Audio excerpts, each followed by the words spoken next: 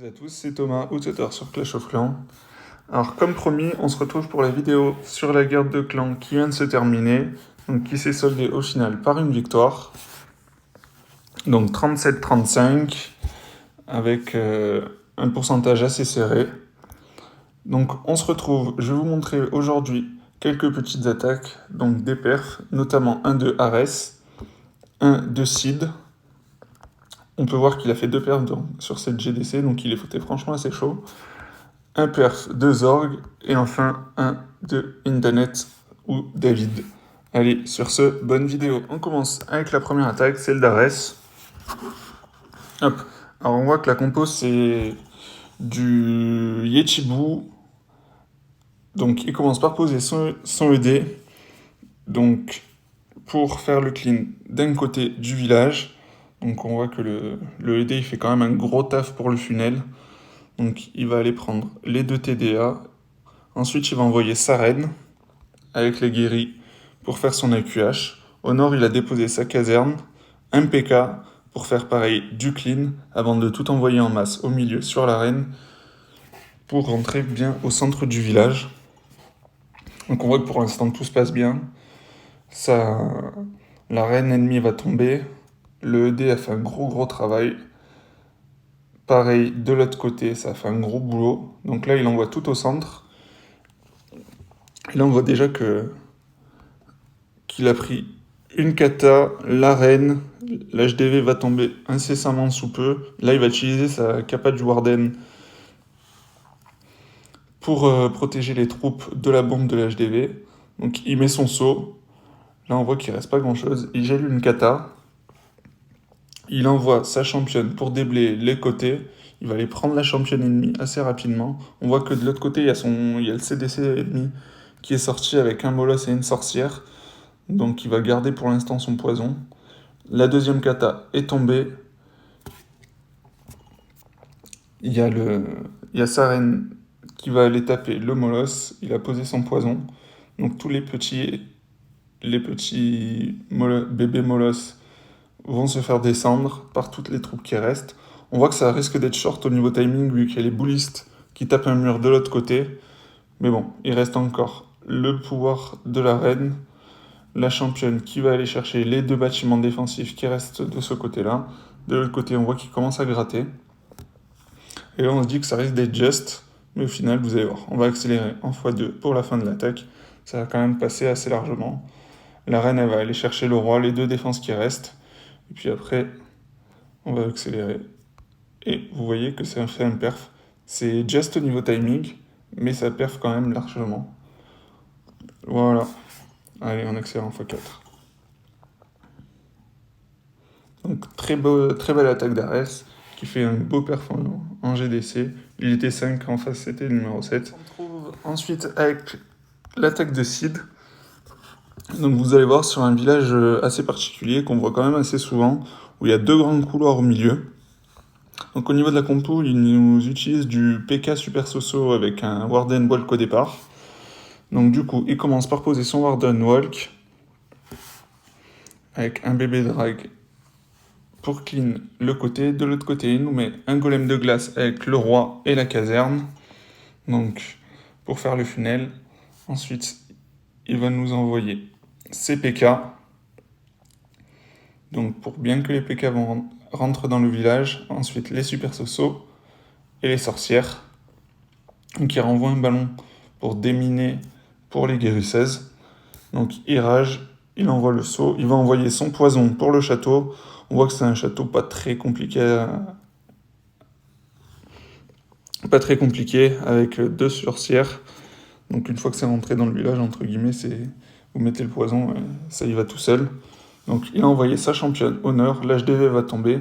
On voit que les PK vont prendre la championne ennemie, la reine ennemie. Donc il a utilisé son pouvoir du gardien. On voit qu'il y a Dyson qui l'embête pas trop, parce qu'il était placé au niveau du château. Donc là, on se dit qu'il n'y a plus trop de troupes, mais vous allez voir, ça va faire quand même une perf assez large. Donc il reste toujours la capa de sa reine. Donc là, on voit qu'il reste juste un PK, la reine, un super sorcier. Donc le PK qui tank bien pour la reine, qui fait bien son travail, qui prend toutes les défenses qui restent. Donc là on se dit que ça va être just peut-être pour aller chercher ce qu'il y a au nord. Vous allez voir qu'au final ça va passer tranquille. En bas, il va bien tout prendre avec son sorcier et son archer. Et donc là on voit qu'il reste la capa de la reine, donc on se dit que ça va aller au bout. Ça aurait pu être juste un peu just au niveau du temps, mais au final tout va bien se passer. Il va utiliser la capa de sa reine pour pas la faire tomber bêtement. Et donc là, on peut accélérer, ça va aller au perf assez calmement. Il reste encore un PK, son gardien qui est full vie. Donc voilà. Donc très belle attaque de site qui, comme je l'ai dit déjà, nous a fait 2 perfs sur cette GDC. Il était vraiment chaud patate. Donc franchement c'est bien, ça va le remettre en confiance. On se retrouve du coup avec l'attaque de Zorg. Donc franchement il a utilisé une compo que j'ai pas mal utilisée il y a quelques mois, que j'aime vraiment beaucoup, mais bon depuis qu'il y a eu le nerf des super soso, elle est, je trouve, moins puissante en légende notamment. Je fais beaucoup moins de perf avec, donc je me suis dit que pour l'instant j'allais la laisser de côté. Je vais essayer de vous refaire une vidéo dans quelques jours ou quelques semaines sur cette compo. Donc on voit, il utilise ses 8 séismes pour faire un gros trou au milieu du village. Il envoie ses golems, ses sosotes, et ensuite ils vont envoyer ses super sorciers, ils vont envoyer son lance-bûche. Donc honnêtement, c'est pas une compo franchement très difficile à utiliser, mais il faut savoir l'utiliser quand même un minimum. On voit que ça tourne un peu à droite et à gauche, on voit que le roi sort, qu'il y a pas mal de super sorciers qui sont sortis. Donc le lance-bûche qui fait le travail, qui va aller prendre calmement la HDV, le pouvoir du Warden qui est utilisé, la reine qui est tombée. Donc là, la HDV, il est free win avec le lance-bûche, vu qu'il a utilisé ses séismes aussi sur le lance-bûche. Donc on voit que le molosse pète, qu'il y a beaucoup de troupes au centre du village, vu que les super sorciers et les sorcières sont plus ou moins rentrés. Il envoie sa championne au nord. Il va utiliser très intelligemment son sort de gel pour aller prendre la catapulte qui reste pour pas lui défoncer ses troupes qui sont au nord, qui sont quand même assez sensibles. Donc là, on voit que ça passe franchement très large. Il a encore sa capa sa capa championne. Donc là, il va l'utiliser pour aller chercher les bâtiments qui restent et surtout pour régénérer sa championne. Donc voilà, et là, il a pris toutes les défenses. On voit qu'il reste masse squelette, que la reine, elle est toujours là. Le gardien, il est full vie. La championne, elle est full vie. Il reste encore des barbares du roi. Franchement, très belle attaque de Zorg qui passe très largement sur ce village. Franchement, il a fait une très bonne attaque. Donc c'est une compo qui n'est pas super compliquée à utiliser, qui est plutôt méta, et qu'il faut quand même train dessus pour pouvoir bien la maîtriser, pour pouvoir faire des perfs réguliers. Et enfin, dernière attaque de la vidéo, donc l'attaque de David, Indanet, sur un village pas encore full max, mais bon, qui est déjà pas dégueu. Donc on voit qu'il va utiliser du Minog. Donc si vous avez pu voir ma vidéo, vous allez comprendre que moi je déteste cette compo. Enfin du moins que je déteste. Que je la maîtrise pas plus que ça. Donc il va aller chercher...